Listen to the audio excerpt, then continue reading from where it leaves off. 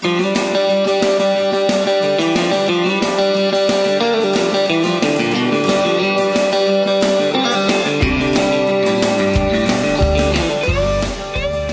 a microscopic level, they exist to kill. They travel, they attack, they hide, they even gather together in defense maneuvers. Pathogens are the enemies of every member of the healthcare team. On Pathogens and PPE, we give you the tools you need to fight these threats and win. So sit back, tune in, and let's make these microbes tremble at the sound of your name.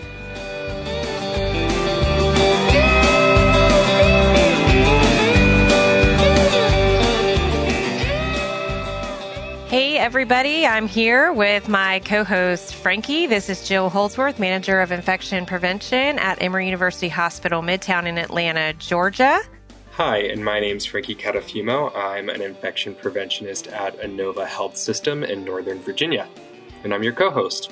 And we are here for the very first episode of the Pathogens and PPE Beyond Clean podcast. And this first episode is all about the basics of infection prevention. And we have two special guests today, Deanna Hillstrom and Ben Galvan. And we are going to be talking about all sorts of things from the decon area to assembly to the most important things that we think are in SPD to struggles. You're not going to want to miss this. So stay tuned and we'll be right back.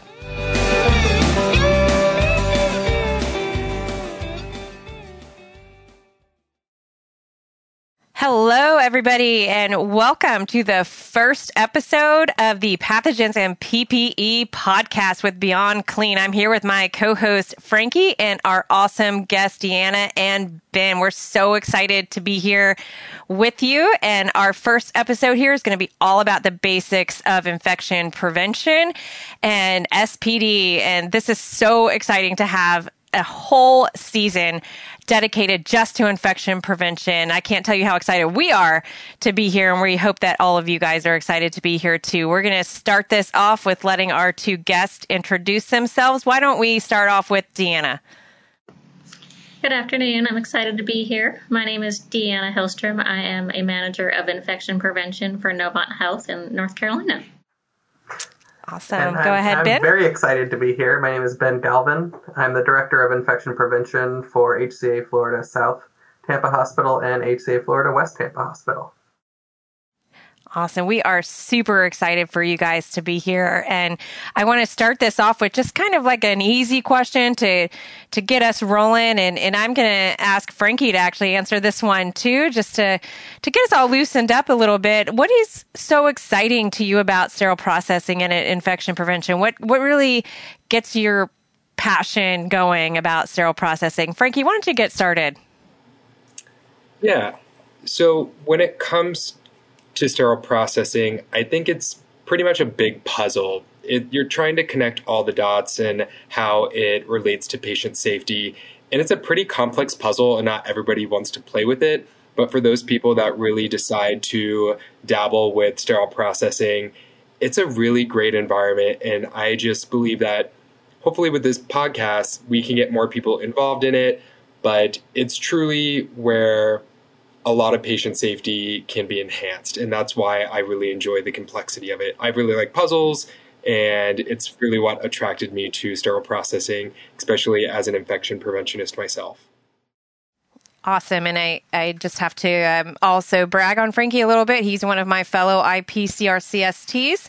So if you're an IP out there listening to us, we are happy to help guide you into how you can get certified as well.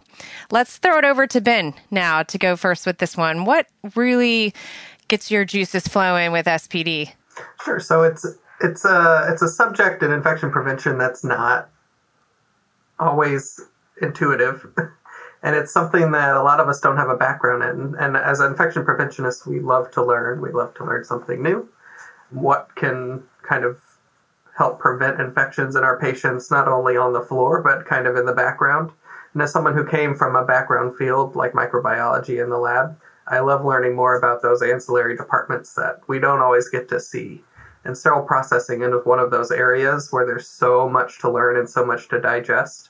And once you learn it, you can really link it to more of what you're doing out on the floors and up in the OR as well. Ben, I completely agree with you. I think it seems scary from far away. People are like, ooh, SPD, sterile processing, what's happening back there? But when you get back in there and you can actually see all the processes, you become more familiar with it and you can take it to the floor and you can begin to connect all those dots. So I agree. It's scary from a distance, but once you get in there and the unfamiliar becomes familiar, you really can begin to make an impact. I would just echo everything that's been said so far. And I think my passion started during a survey when I was in front of one of our favorite surveyors, and some of the questions that kept coming up I wasn't 100% familiar with, and it was not a very comfortable feeling. And so I spent a lot of time with the sterile processing manager and with sterile processing techs, and my passion just grew from there, and just wanting to make sure that they understood the safety of it and how important their job truly is, and that surgery centers, hospitals, they really are the core part of any surgeries that are occurring. Yeah, that's perfect. And I love how you are humble enough to admit that IPs don't always know everything. And I think that's so important for IPs and sterile processing professionals out there to hear, that we're okay admitting we don't know everything, because we don't. And we want you to teach us. We want to learn more and partner with you as much as possible, because we both have things to learn from each other, and we will only be successful and help our patients if we work together. So let's start off with our first kind of big question here. And let's start off with Ben. What do you feel are the most important things related to infection prevention, as we're talking about the basics here, when we're talking about sterile processing? What comes to your mind as you're rounding in sterile processing? What are those kind of basic things that you're looking for? So really, in sterile processing, when we're kind of looking at the environment. So really, we're looking at two things. I think we're looking at the environment that SPD is being performed in, and then we're also looking at technique. So from an environmental standpoint, I think it's really important for us to understand from infection prevention what we're looking for that helps mitigate environmental risk for infection. So things like air pressure relationships, workflow, are we moving in the right direction, or are we potentially recontaminating things that shouldn't be recontaminated? Things like that help us kind of understand the risks of the environment to the processes. And then when we're looking at the processes themselves, are we following manufacturer's instructions for use for enzymatic cleaners and detergents? And are we packaging correctly? And are we running our sterilizers properly? And what do our logs look like? There's so much that goes into both aspects of sterile processing, at least from an IP perspective. I think you hit the nail right on the head, Ben, when you say start looking at your environment. IPs, as long as you know a little bit, you're enough to be dangerous in any area that you get dropped into. And that's truthfully what it comes down to. When you start looking at the environment, you look at how the air flows. These are all the basics that IPs are familiar with from other parts of the hospital that you can immediately bring into sort of that SPD mental portfolio that you have and that you're going to build. And you can sort of build and build and build. So I like how you talk about seeing everything and then narrowing down all the way to your processes, that clean to dirty workflow. So everything you can build upon. Fabulous. Yeah, exactly. Deanna? Now, I would just add on to what both you and Ben said, is that when it starts even before you get to sterile processing, just the teams before they get there, do they know about the cleaning beforehand? Do they know about storage afterwards? So I think looking at that bigger picture is such an important thing that people don't always understand the importance of it. You know, that's such a great point, Deanna. We were having a conversation just here recently, and it was so eye-opening to see a bunch of our surgeons who realize that, wow, you know, it does start with us. I love when it's like that, you know, mind blown moment that it doesn't just start in SPD when this cleaning process starts. We want to make sure that it's the before and after part. Just like you said, it's not just sterile processing. And that's where infection prevention can really help and become that integral team player with the instrumentation process, making sure that before they get to decontam, that the right processes are happening. And then after they leave the assembly area, that they're stored appropriately. So we can kind of tie that nice bow at the end of it and make sure everything is done properly. So such great points. Thank you both. And I would add, infection prevention, we're kind of taking that helicopter approach to various aspects of things that happen in our hospitals. And we're very good at seeing the entire cycle. And a lot of times people don't really have the opportunity to even see all the pieces that go to a cycle. So you think of even the chain of infection is a cycle. And how can you use that type of framework in SPD, where it's not just SPD, it's also the OR, it's also people on the floor that are using sterile instruments on the floor, and how does that entire cycle work? And helping everybody all the stakeholders that are kind of working within that cycle to understand how it all plays together. Yeah, I would just add on to that the fact that so many people, they see like even sterile processing or the emergency departments or OR, different areas, they kind of have that one almost not tunnel vision, but they just see what their area is. And so I think it's so important that infection prevention gets put at the table, is because they see those bigger pictures. They see they're part of those conversations with regulatory bodies or patient safety and things like that, where they can help really tie it together for sterile processing or for leaders or anybody else. Absolutely. I think, Ben, you mentioned something that's quite great, is when you talked about that 30,000 foot view. It's when you have that overarching purview of all the processes, you can begin to see a larger trend across the hospital, because IPs go everywhere in the hospital. Where there's the potential for harm, there is the opportunity for an IP to spend time there. So you don't need to know the nitty gritty, but you do need to know the right questions to ask, or even ask a general question to start finding out where you need to learn more. Yeah, it's such a great point, too, to think about where do we have surgical instruments? Sterile processing isn't just in the sterile processing department. It is over the entire organization. And sometimes you don't even know where these instruments are. Are they in the ICUs? Are they in the NICU? Yes, they are. I'll give you the answer. And where are all of your procedural areas? And sometimes you may have nooks and crannies that are soaking instruments in some sort of random high-level disinfectant that you had no idea that they were doing that in. And I know that some of the IPs listening have found those nooks and crannies before, where you find the random tub of high-level disinfectant. So this is where it is so important that the sterile processing team is partnering with your IPs, because when you find things that are stored incorrectly or being soaked incorrectly in a random spot, you have to work together to find those solutions. So it's such a great point, Ben, that you really have to go on a scavenger hunt around your whole hospital to make sure things are being done correctly. And it does take going outside of the department. All right, let's switch gears. And instead of just talking about what's important, let's talk about the struggles. So when you are going rounding or you're talking about what your improvement plans are, let's start with Deanna this time. What do you feel like is your biggest struggle or struggles with infection prevention and sterile processing? I think I would start off by saying that, back to the previous question, is that not everybody understands the importance of infection prevention in the sterile processing realm. And so I think helping them to understand how we can be a partner with that. And so once you break down that barrier and you really build that partnership, then I would say, at least for my experience, is those departments outside of sterile processing, is helping them understand that point of use cleaning beforehand, the storage, making sure who's following up on it, and helping bridge that gap, because sometimes there isn't that relationship necessarily between sterile processing and those departments. And so I would say from my perspective, that's probably the biggest struggle, is helping them to work together to make sure that all aspects of it are taken care of, not just the actual sterile processing itself. Absolutely. Building that bridge to partnership, I think, is pivotal when it comes to IP, because sometimes there might have been bad blood with the previous IP. There might have been situations in the past.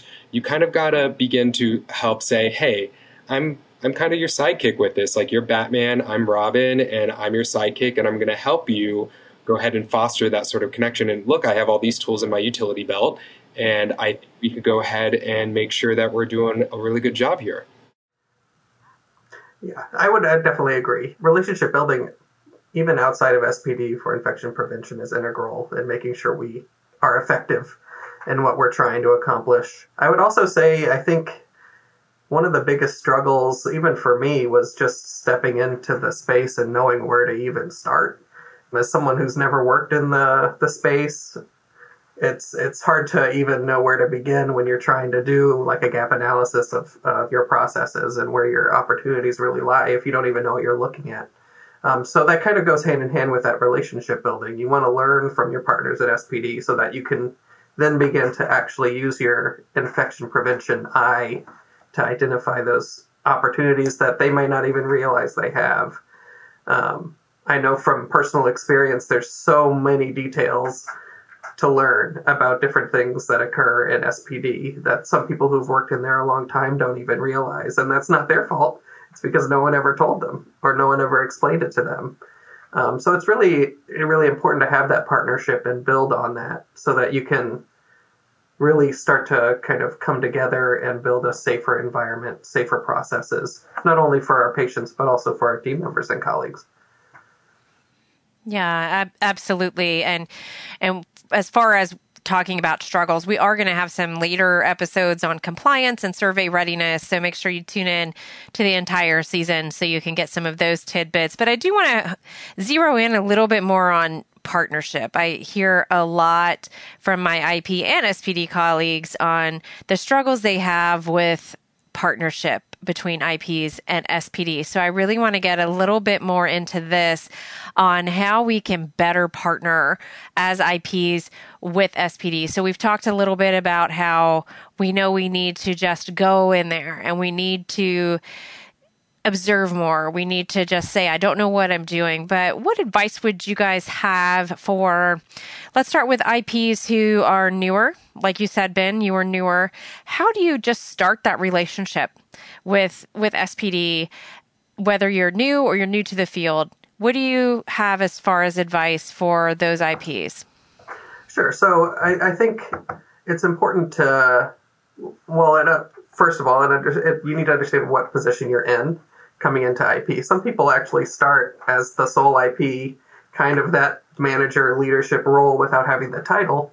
But a big part of coming into a position like that is that relationship building with the leadership over these different departments, building that rapport, making sure they understand kind of what your experience is and what it is that you're trying to accomplish in their space. If you're a newer IP coming in to a department in general, it's important to start with the relationship building and then move into working with that team on how you can, I don't want to say become their friend, but make sure they understand that you're their ally. You're not just there to police them and tell them everything they're doing wrong. You're there to learn and have that kind of communication with them that is cooperative, that you're there to try and help them stay safe and help improve patient safety for their patients that they might not even realize they're really helping with patient safety in general, and really kind of making sure that they understand how important they are, I think is all part of that relationship building. So it seems like you pretty much have the, build trust seems to be kind of that through line between what you're talking about, building the trust, building the partnerships, so on and so forth. And it kind of reminds me, Ben, of when I started supporting SPD. I just showed up and I was like, I know nothing. And I was like, you're the subject matter expert. I was like, can you teach me the nooks and crannies of SPD, which kind of allowed us to start to build that trust overall, which I'm hearing from you as well. Yeah, exactly. Trust. If they don't trust you, they're not going to want to share anything with you. I'm sure they'll tell you yes or no to a question you have, but trying to kind of pull teeth isn't the best way to learn a field or learn a new subject as an infection preventionist. So if they can trust that you're there to help them and not just to tell on them when something's wrong, I think that's a really important aspect of that relationship. Yeah, because how easy is it for us to walk into a sterile processing area where we don't really 100% understand it and we say, well, you're not following the manufacturer's instructions for use. Well, looking at those things are so complex, so they just think, oh, well, this person who doesn't know what they're looking at is trying to help us to do this. So if you don't have that trust, you don't have that understanding, well, they may not have any reason to really trust or believe what you're saying or want to go with what you're saying. So I think if you're willing to spend that time in there learning the basics at least, and gaining that trust, I think you're going to get a lot farther in the long run when you do go back there and say, well, you're not following these. Well, here's the why. How can we get where we need to be? And Deanna, to flip the question around a little bit, what do you have as far as advice for those that work in SPD to strengthen the relationship with their IP? That is a great question. I think reaching out to them to say, hey, where are you willing to come spend time here? Because there are areas that they might not understand why infection preventionists care so much about them. So being willing to ask that question if you're not aware of it, being willing to see the other side of the coin, because I think once you have that better understanding, then when we come to ask you questions or we're looking at your environment, we're looking at this stuff, you're really going to have better understanding as to the why. And it might not be so frustrating when you get that report or that us telling you, hey, fix this, please, if you really spend that time on both sides. Yeah, and I would say this is where that leadership relationship comes in, because thinking about the different setup for, say, an infection preventionist and the freedom they have in their day-to-day workflow versus someone who's working in SPD might not have that level of freedom to just get up and come shadow us. So having the leadership kind of build in something, say, into an orientation or something into an annual competency that actually integrates infection prevention into what they do and is an expectation, can help actually create that space for them to feel comfortable to come and talk to us and learn more about it. Well, and I think just getting to know them as a person in general, like getting to know who is your sterile processing tech, getting to know their names, when is sterile processing week, getting to know some of the basics, I think is such an essential part. It's not just getting to know their work, but they're people too, and how can we understand that from the depth or from the ground up? Deanna, you brought up such a good point. A first name goes a long way with establishing trust. Remember names. All IPs hear that. Remember names. It will pay dividends. If you know a name, you can get very far in the hospital world. With all the organism names we remember, surely we can remember a few more names. That's great, guys. Thank you for all of those tips. I think that we really hit the nail on the head with saying that you have to build the relationships first. And I will tell you, the best respect that I have received from my sterile processing department is when I started spending a lot of time there and I started asking them to show me how they do things and let me put all the PPE on and see how hot it gets in here. And, I think that is the best time you will see them start to relate to you, because when you take all the PPE off and they see that you are now as sweaty as they are and you can now go advocate to facilities, you will suddenly gain their respect more than anything. So really start to work alongside of the folks in sterile processing and advocate for them because you truly know what they're doing, because you did it, not because you read about it in a book or you read an article, but because you really did it. And so that's really what I advocate for IPs to do, and for sterile processing folks to invite them to do, is walk in my shoes and really show IPs what you do, how hard it is. When I worked in sterile processing for a half a day, I couldn't walk for days because my legs hurt, my back hurt, and I think I sweated off half my body weight. So kudos to everybody in sterile processing, and I really wish more IPs had that kind of experience.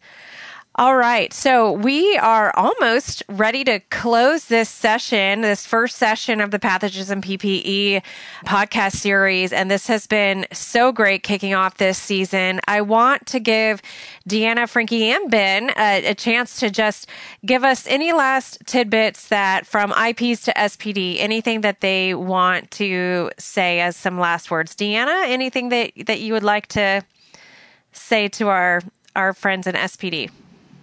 I would just say thank you for what you do every day. Like Jill said, if you spend a couple hours in sterile processing, you really understand the work that goes into it and how complex it is and how much sweating you do and everything. So how much you do to protect our patients, even if you don't realize how truly important your role is, we're just forever grateful for it. So just a thank you for that. And Ben? Yeah, I would echo that. Thank you. Thank you for all the hard work that you do. We appreciate it when we can build those partnerships with you, because we're just as interested in what you're doing and how important your role is in preventing infections up in the OR and on every unit in the hospital please welcome us into your spaces. We want to learn and we want to grow just as much as you do. So thank you. Wrap it up for us, Frankie. And I would have to say, bring us your complex problems.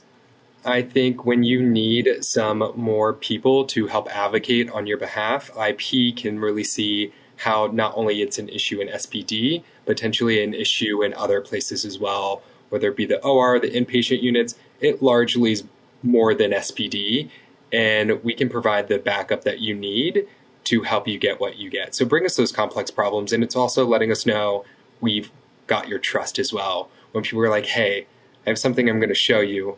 I know it's not good, but I need your help. You've made it, and it's just benefiting the patients at the end of the day. Awesome. Well, thank you, Deanna and Ben, for being our guests today. And thank you to my co-host, Frankie.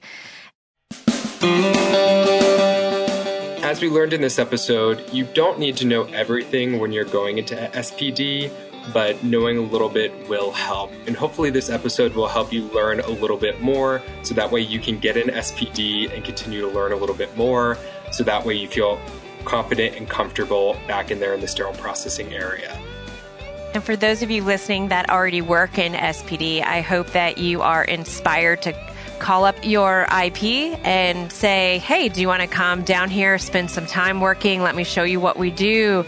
Round with me and just let your IP learn what you do. Walk a mile in my shoes and really start to learn from each other. I think this episode really showed us how important that partnership is between infection prevention and sterile processing. So I hope that after you listen to our guests today, you really understand that we really can't be successful without each other.